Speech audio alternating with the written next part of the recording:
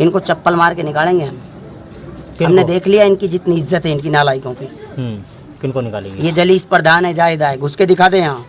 जब ऐसी हालत में यहाँ नहीं आ सकते, ये यहाँ नहीं आ सकते ऐसी हालत में ये एक आदमी जान देने के लिए 120 फुट ऊपर चढ़ा है और अपने भाइयों के मान सम्मान के लिए, ताकि हमको इंसाफ मिल जाए। और फिर कह रहे हैं कि हमारे पास टाइम नहीं है।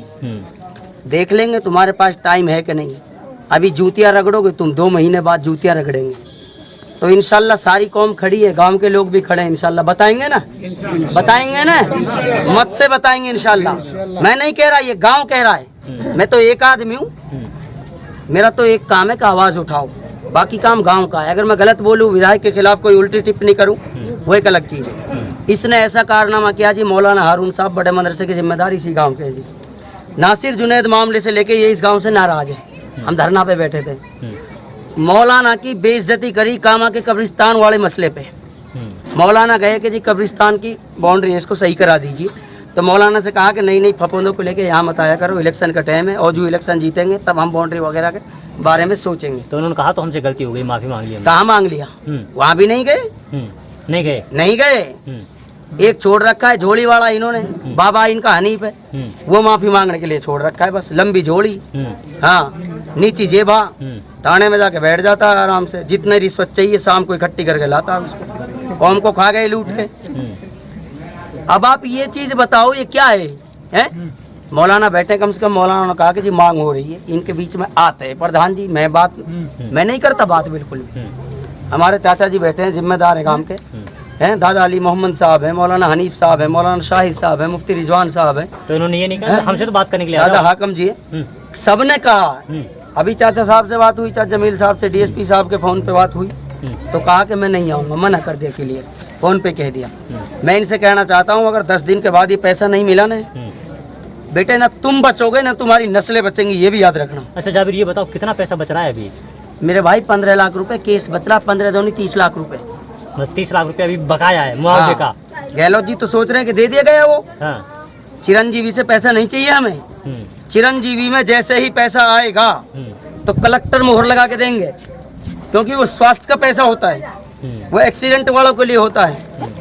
चिरंजीवी की जैसे ही मुहर लगेगी ऐसे ही मुकदमा खत्म। मैं बता रहा हूँ आपको, कानून इन्होंने पढ़ा है, मैं बता रहा हूँ आपको। जैसे ही चिरंजीवी का नाम आएगा ऐसे मुकदमा खत्म हो जाएगा, क्योंकि फिर उसमें जज साहब ये देखेंगे कि ये पैसा तो चिरंजीवी से मिला है, इसका मतलब किसी ने हत्या करी नहीं है, ये हत्या खुद मरे हैं। एक्सीडेंट हुई, गाड़ी में आग लगी। हाँ, एक्सीडेंट हुई, गाड़ी में आग लगी, सर्किट शॉर्ट होने से मर गए जैसे मिसाल तौर पे, कोई वायर अट गया जैसे मिसाल तौर पे, गाड़ी में गाड़ी टच हुई, उसके हिसाब से गाड़ी से गाड़ी भिड़ी तो आग जल गई, फिर मर गए ये लोग। डीजल की गाड़ी है, तो ये मुकदमा ऐसे पेंडिंग में डाल दिया जाएगा, दूसरी तरफ डाइवर्ट कर दिया जाएगा इसको। अच्छा, तो कितने घंटे आप टावर के ऊपर रहे? कल मैं 2:30 बजे चढ़ा था इस पे। 2:30 बजे? हाँ। और अब कितना टाइम पे उतरे थे आप? अभी आप देख लो, अभी उतरा हूँ, बस 10 मिनट हुई है मुझे। 4:20 पे उतरा हूँ, यानी 24 घंटे से ज़्यादा वक्त हो गया, 26 घंटे के आसपास हो गए आपको जी। अच्छा, ये बताइए कि 26 घंटे में कुछ खाया पिया? कुछ नहीं, पानी जरूर पिया है। हाँ। पता नहीं ऊपर वाला ने क्या कर दिया, न सर्दी लगी न गर्मी लगी, बिल्कुल तपती हुई धूप में, और ना भूख लगी मुझे। अच्छा, हाँ, आपने देखा हम वहाँ तक चढ़ गए थे आपसे बात करने के लिए, हमारे तो हाथ जल गए। तो ताकत चाहिए हर चीज को लड़ने के लिए मेरे भाई, ऐसा थोड़ा ना है। अच्छा, आप नहीं जले वहाँ? ऐसे कैसे जल जाएंगे, अल्लाह के बंदे हैं, यकीन रखते हैं मेरे भाई मौत के ऊपर, ऐसा नहीं है। अब ये सोच रहे हैं डराने की, नहीं डरेंगे हम किसी भी हालत में।